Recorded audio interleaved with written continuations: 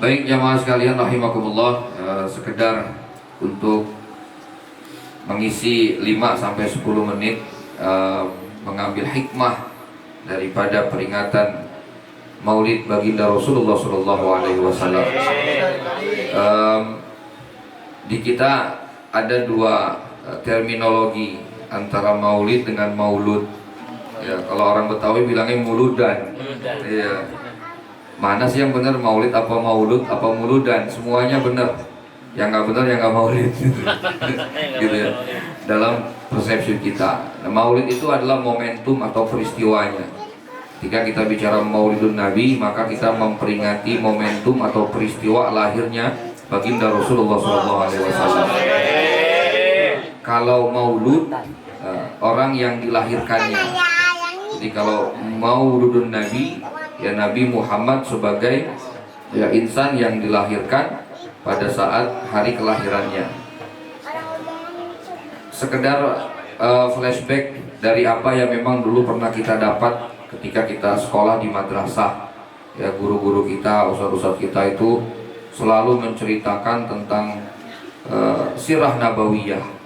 Ya, esensi dari peringatan Maulid adalah mengetahui biografi dari perjalanan hidup baginda Muhammad Sallallahu Alaihi Wasallam, dan ini perlu terus disemarakan dan perlu terus untuk dikenalkan kepada umat, dan ini perlu terus dikenalkan kepada generasi sekarang tentang riwayat atau biografi Rasulullah Sallallahu Alaihi Wasallam. Kenapa? Karena umat saat ini mengalami satu krisis kepemimpinan, mengalami satu krisis keteladanan. Maka perlu kembali kita mengulas, mengupas, membeberkan tentang sirah perjalanan baginda Rasulullah SAW. Nah, sedikit saja bahwa apa yang memang pernah diajarkan oleh guru-guru kita ketika kita berada di madrasah tentang peristiwa kelahiran Nabi Muhammad SAW. Sepakat semua ulama bahwa Rasulullah SAW beliau dilahirkan pada bulan Rabiul Awal.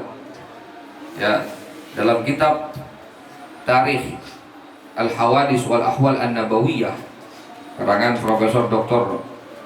Muhammad bin Alawi Al-Maliki Al-Husaini, ya, yang makamnya ada di Ma'lah, atau beliau di Mekah, Abuya Al-Maliki kita sebutnya di Rusaifah.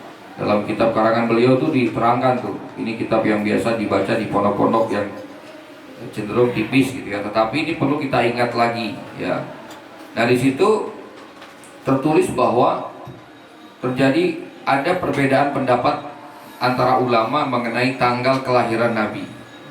Ya, ada ulama yang mengatakan bahwa Nabi lahir pada hari kedua daripada bulan Rabiul Awal. Kemudian ada juga pendapat pada hari ke-8 dari bulan Rabiul Awal. Ada juga pendapat pada hari ke-9 daripada bulan Rabiul Awal.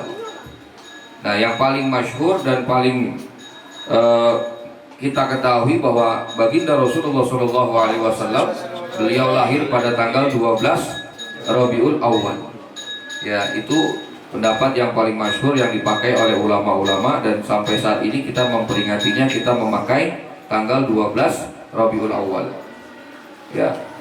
Mengenai tanggal berapanya itu tidak menjadi satu permasalahan, tetapi esensinya adalah kita memperingati kelahiran baginda Rasulullah SAW pada bulan Rabiul Awal itu ditekankan. Kemudian pada hari Senin pun ditekankan, dan umumnya pada hari-hari yang lain. Nah, satu keistimewaan ya daripada baginda Rasulullah SAW ketika beliau sebelum dilahirkan oleh ibunya Aminah Az-Zuhriyah. Nah, satu keistimewaan adalah ketika ibu baginda Rasulullah SAW itu hamil, ya, hamil artinya mengandung Nabi Muhammad, itu Siti Aminah tidak merasakan lelah. Nah, ini satu keistimewaan, tidak capek. Bahkan ulama mengatakan Siti Aminah tuh nggak ngidam, ya, ketika mengandung Nabi Muhammad SAW. Bahkan ada ulama mengatakan capeknya Siti Aminah ketika mengandung Nabi itu hanya sesaat. Ketika apa? Ketika berubah dari nutfah menjadi alaqah. Ya, apa tuh nutfah? Sperma bertemunya sel telur dengan sperma, kemudian dia berubah 30 hari ke depan menjadi alaqah. Apa itu alaqah? Segumpal darah, segumpal daging yang menempel di rahim kayak lintah. Nah, pada saat proses perubahan transisi dari nutfah menjadi alaqah, nah disitulah sekedar sedikit capek daripada Siti Aminah atau lelahnya. Selebih daripada itu, beliau tidak pernah merasakan capek, letih, berat mengandung Nabi Muhammad SAW. Ini udah satu keistimewaan. Kalau kita lihat sekarang ibu-ibu hamil kan kita capek bener, mau tidur aja susah mungkin gitu kan. Ya, saya nggak ngalamin hamil gitu kan, tapi paling kan ngelihatnya aja udah ngap gitu ya. Tetapi Siti Aminah enggak. Ya, ketika mengandung Nabi Muhammad, beliau nggak kelelahan, beliau nggak letih, beliau nggak capek, beliau nggak berat, beliau nggak nyesek. Ya, itu keistimewaan Nabi sebelum beliau dilahirkan. Nah, ketika beliau dilahirkan, ini satu keistimewaan pula, makhtunan. Beliau terlahir dalam keadaan sudah dikhitan. Ya, ada di sini udah lahir udah disunat. Nabil udah Nabil. Ya. Nabi Muhammad beliau ketika lahir itu udah disunat. Ada ulama yang mengatakan hari ke-7 disunat oleh kakek beliau Abdul Muthalib. Tetapi pada umumnya ya ulama mengatakan beliau terlahir sudah dalam keadaan makhtunan atau sudah dikhitan. Ya. Kalau kita kan biasanya sunat usia SMP atau ada yang mahasiswa disunat lagi ya. Ya. Gitu ya, yang nyunatnya udah di Solowam gitu. Ya. Udah kelas khusus gitu ya. Nah, Nabi Muhammad tidak, beliau ketika terlahir sudah dalam keadaan dikhitan. Nah, begitu pula terjadi banyak keanehan, artinya keajaiban ketika beliau dilahirkan. Satu diantaranya api yang sesembahan bangsa Majusi itu mati ya. Kemudian yang kita kenal dengan Raja Abrahah, pasukan gajah pun luluh lantah, itu satu keberkahan ya. Kemudian singkat cerita, ini kita bicara biografi ya, nanti lanjutannya kita bahas pada di rumah-rumah yang lain lah gitu kan. Ini cerita aja, bukan ceramah, ini mau cerita ya, sekedar flashback dulu pernah diajarin ya. Nah, ini diingetin lagi ya. Kemudian disusuilah oleh Aminah beberapa saat. Kemudian dilanjutkan Rasulullah SAW disusui oleh seorang perempuan yang bernama Suwaibah al-Aslamiyah. Siapa Suwaibah al-Aslamiyah ini? Budak daripada Abu Lahab. Oh ya, ini ya Suwaibah al-Aslamiyah. Jadi gini, kondisi masyarakat Arab pra-Islam itu mempunyai satu tradisi, perempuan-perempuan itu menyusui anak bayi. Ya, jadi ada satu profesi yang kerjaan itu nyusuin bayi-bayi. Nah, satu diantaranya adalah budak wanita yang dimiliki oleh Abu Lahab yang bernama Suwaibah al-Aslamiyah. Nah, ini satu hal yang menarik. Nah, Suwaibah al-Aslamiyah ini dimerdekakan oleh Abu Lahab. Jadi satu ketika Siti Aminah lahir, ya, kemudian dia tahu bahwa Aminah itu melahirkan seorang anak laki-laki.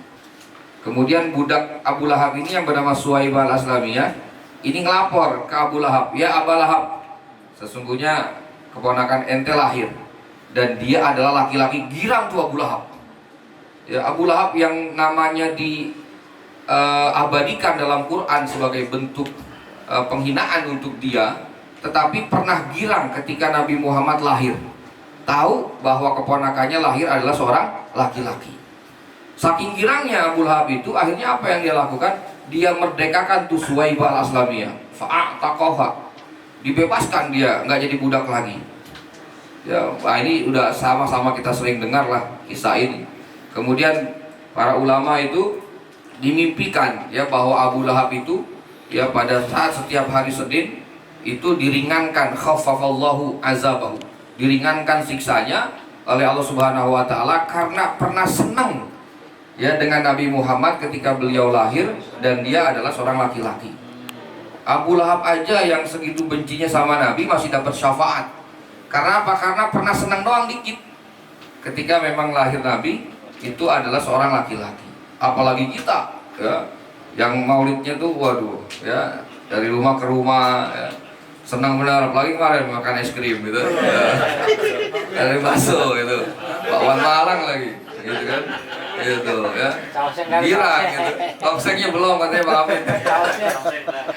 Ya, ya, artinya dari situ kita melihat nilai bahwa kita sebagai umat Nabi ketika kita bergembira pasti lebih daripada Abu Lahab akan ganjaran dari Allah Subhanahu wa taala. Ya, 3 menit lagi. Ya. Kemudian Rasulullah Shallallahu alaihi wasallam, ya, beliau dilahirkan pada hari Senin. Ini sedikit tentang hari Senin. Mengutip dari sebuah hadis yang diriwayatkan oleh Imam Ahmad daripada Ibnu Abbas radhiyallahu anhu, bahwa Rasulullah Shallallahu alaihi wasallam beliau bersabda. Apa kata Nabi? Wulidan Nabi sallallahu alaihi wasallam yaumal isnain. Wastunbi'a yaumal isnain. Wa kharaja muhajiran minal Makkah ilal Madinah yaumal isnain. Wa qadimal Madinah yaumal isnain. Wa rafa'al hajar al-aswad yaumal isnain. Nah, ini tentang keistimewaan hari Senin. Nah, dikisahkan bahwa Nabi Muhammad itu dilahirkan pada hari Senin. Ya, kemudian apa? Wastun bi'a yaumal isnain. Kemudian beliau pun diangkat menjadi nabi pada hari Senin. Apalagi summa hajara summa kharaja muhajiran, kemudian dia keluar, hal keadaannya itu adalah untuk hijrah dari Mekah ke Madinah, itu pun pada hari Senin. Wa qadimal Madinah yaumal isnain. Sampai Madinah pun hari Senin. Beginya hari Senin, nyampenya hari Senin. Summa rafa'al hajar al-aswad yaumal isnain. Tadi dibaca tuh kan, rohatil atyari tasdu itu. Nah, itu beliau mengangkat atau meletakkan hajar aswad itu pada hari Senin pula. Ya, jadi Nabi Muhammad lahirnya hari Senin, wafatnya pun hari Senin. Nah, itu kisah sedikit tentang biografi Rasulullah SAW.